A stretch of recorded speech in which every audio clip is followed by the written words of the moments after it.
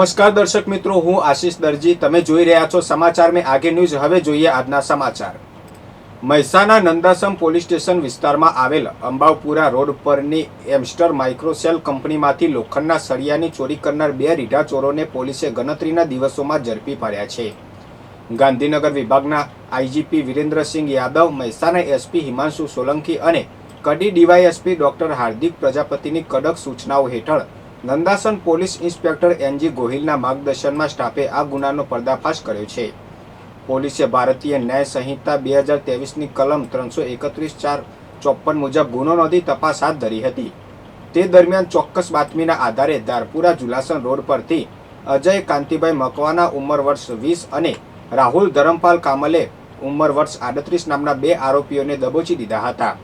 પોલીસે તેમની પાસેથી ચોરીના 430 કિલો લોખંડના સળિયા કિંમત ₹25,800 અને ગુનામાં વપરાયેલ અતુલ લોડિંગ છકડો કિંમત ₹35,000 મળી કુલ 60,800નો મુદ્દામાલ કબજે કરી કાયદેસરની કાર્યવાહી હાથ ધરી છે. પોલીસે ગણતરીના દિવસોમાં જ ચોરીનો ભેદ ઉકેલતા સ્થાનિક વેપારીઓ અને કંપની સંચાલકોમાં રાહતની લાગણી ફેલાઈ છે. મહેસાણાના મોટીદાવ પાટિયા પાસે 26 જૂનની બપોરે એક મોટી દુર્ઘટના સર્જાતા સહેજમાં અટકી હતી. ભારત ડેરીમાંથી આઈસ્ક્રીમનો જથ્થો ભરીને ખેડા તરફ જઈ રહેલા એક કન્ટેનરના કેબિન ભાગમાં અચાનક શોર્ટ સર્કિટના કારણે ભીષણ આગ ફાટી નીકળી હતી. જોતજોતામાં આગે વિકરાળ સ્વરૂપ ધારણ કરી લેતા અફરાતફરી મચી ગઈ હતી.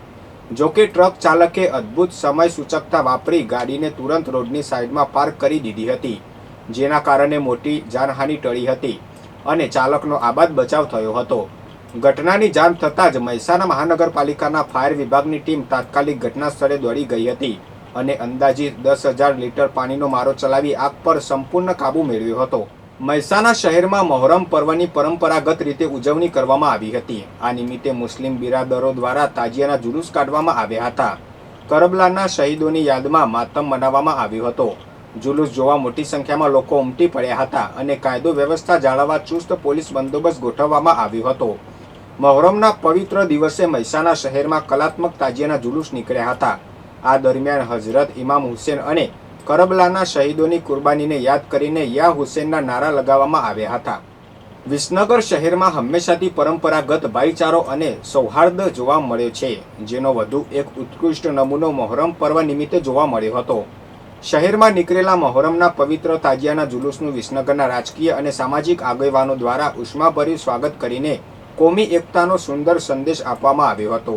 આ પવિત્ર અવસરે વિસનગર નગરપાલિકા દ્વારા જુલુસમાં જોડાયેલા અકીદતમંદો અને સ્થાનિક નાગરિકો માટે શરબત વિતરણનું સુંદર આયોજન કરવામાં આવ્યું હતું. ભર ઉનાળા ગરમીના વાતાવરણમાં નગરપાલિકાની આ સેવાનો મોટી સંખ્યામાં લોકોએ લાભ લીધો હતો અને વહીવટીતંત્ર તેમજ આગેવાનોના આ સેવાકીય કાર્યને મુક્ત કંઠે આવકાર્યું હતું. બહુચરાજી તાલુકાના રાંતેજ ગામના વતની અને પાટડી ખાતે પશુ ડોક્ટર તરીકે ફરજ બજાવતા યુવાનની મોટરસાયકલ બહુચરાજી એસટી બસ સ્ટેન્ડમાંથી ચોરાઈ હોવાની ફરિયાદ પોલીસ મથકે નોંધાઈ છે. ગત 24 જૂનના રોજ પશુ ડોક્ટર પોતાની નોકરી પર જવા માટે બાઇક બસ સ્ટેન્ડમાં પાર્ક કરીને ગયા હતા, જે સાંજે પરત ફરતા ગાયબ જણાયું હતું. પોલીસે અજાણ્યા તસ્કર વિરુદ્ધ કાયદેસરની કાર્યવાહી શરૂ કરી છે.